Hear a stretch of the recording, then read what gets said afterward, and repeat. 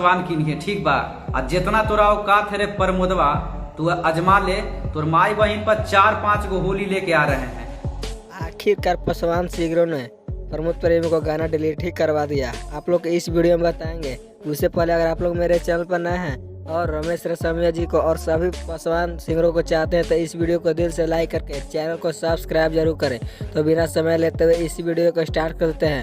और आप लोग के बता दूं कि प्रमोद प्रेमी ने अपने सोशल मीडिया फेसबुक के माध्यम से एक ट्वीट करके भेजा है कि मैं इस सॉन्ग को मजाक में गा दिया था। क्या कुछ ट्वीट करे हैं, मैं आप लोग को इससे पढ़कर सुना देता हूँ। मैंने कल मस्ती मजाक समय में एक होली का गाना आया था जिसके कुछ चंद लोगों की राजनीतिक एवं जातिगत रूप देने का कोशिश की है।